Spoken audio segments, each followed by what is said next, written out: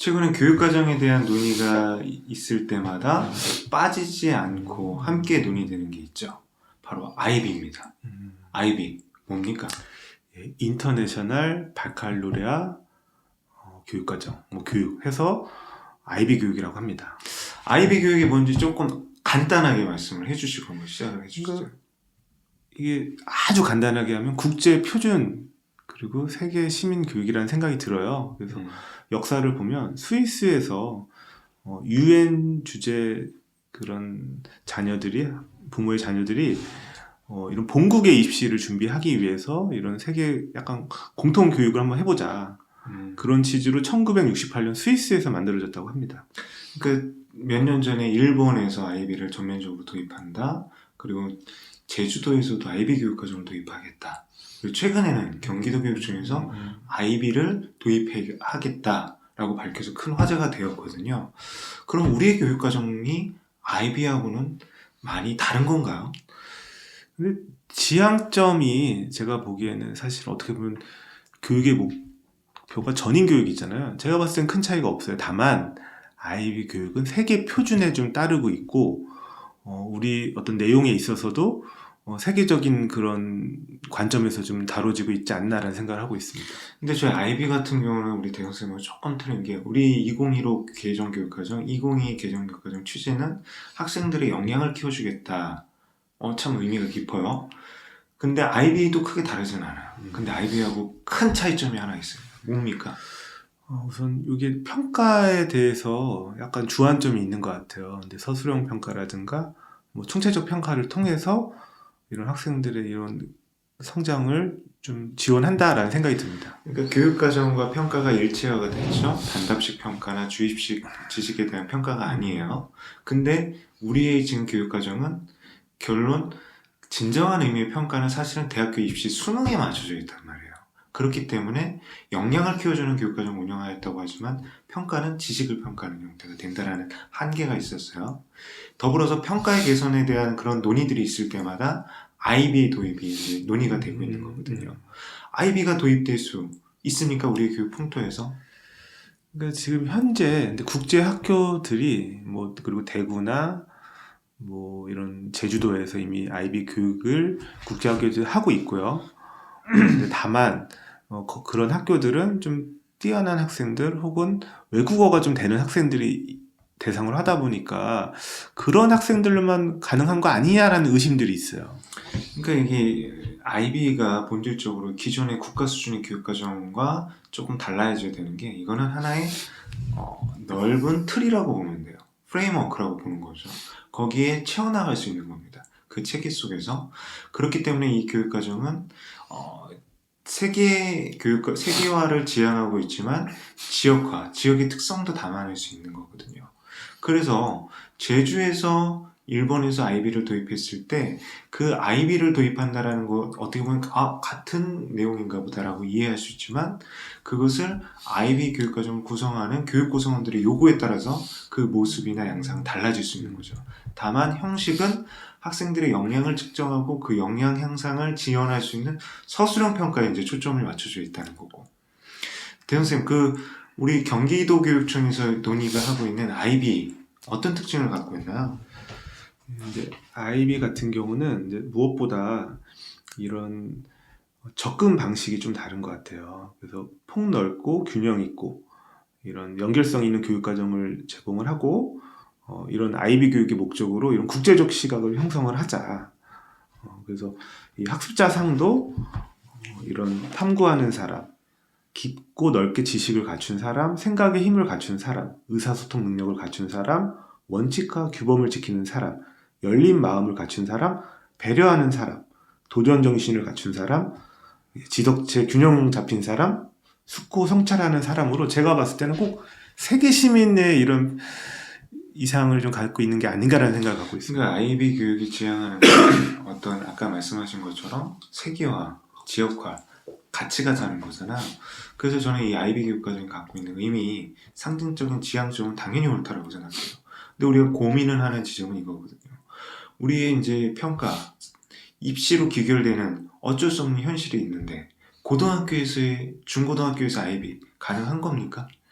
그러니까 학생들이 이제 여기서 교과 초월, 뭐 초학문적 교육과정이라고 해요. 그리고 이런 어떤 사고 기능, 연구 기능, 의사소통, 뭐 사회성, 자기 이런 역량을 키우는 건데 이게 참 측정이 어렵지 않나 서술형으로. 그래서 그 부분에서 저희가 포함되어야 되는 게 이제 고교 학점제가 사실은 논란과 비판이 많았던 지점들이 있어요. 그러면 그 학점제에서 그 교과목의 정체성이 불분명하다는 측면도 있거든요. 그 측면에서 이제 고등학교 IB는 교육과정으로서 교과형 IB로 가야 된다는 거예요. 그럼 그 IB에 대한 교과형 IB를 구성하기 위해서 굉장히 많은 노력과 준비가 필요하거든요.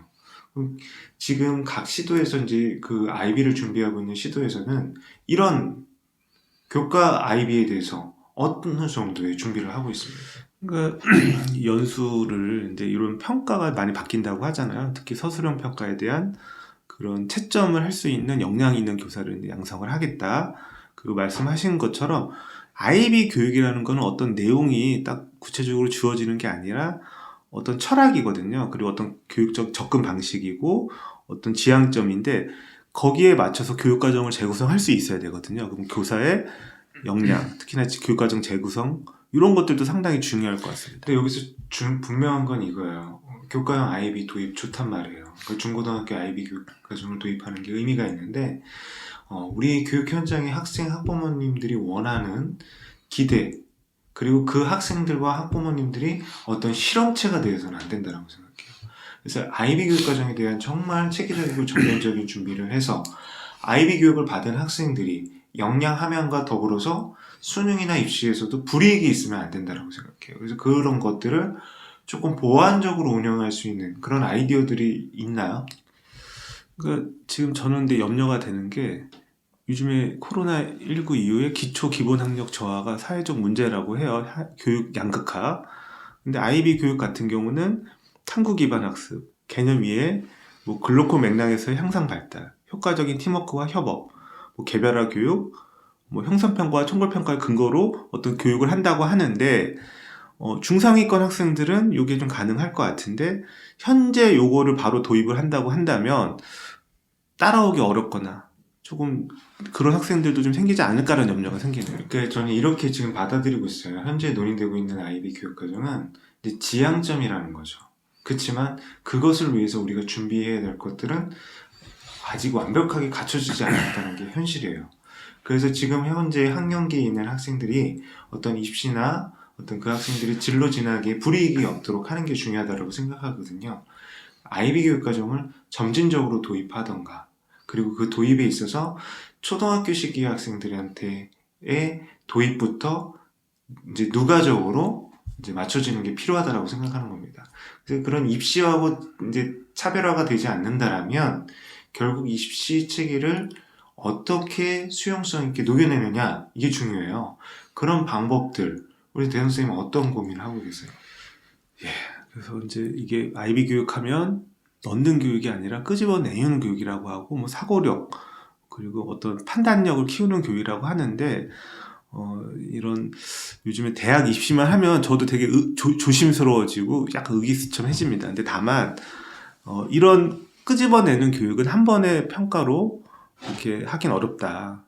외국의 이런 어떤 수능형 평가라도 기회가 좀 여러 번 주어진다거나 혹은 학교 교육과정에서의 평가도 여기 IB 교육과정이 되게 강조하는 게 교육과정 질 관리를 위해서 주기적인 학교 평가를 하자 뭐 이런 얘기가 있거든요.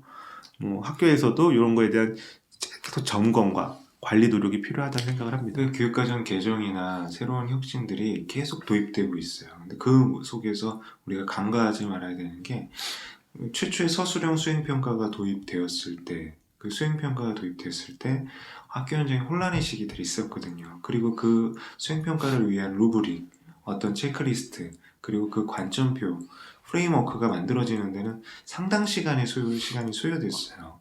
그럼 저는 이제 그런 질문을 하고 싶어요.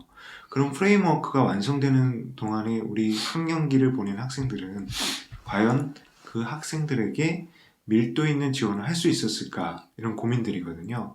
그래서 저는 교육과정에 있어서 거창한 거대 담론만 내세울 게 아니라 어떻게 강론으로 펼쳐갈 수 있는지 그리고 아이의 교육과정 개발에 있어서부터 평가를 위한 평가가 중심이 되는 교육과정 개발이 필요하다라는 겁니다.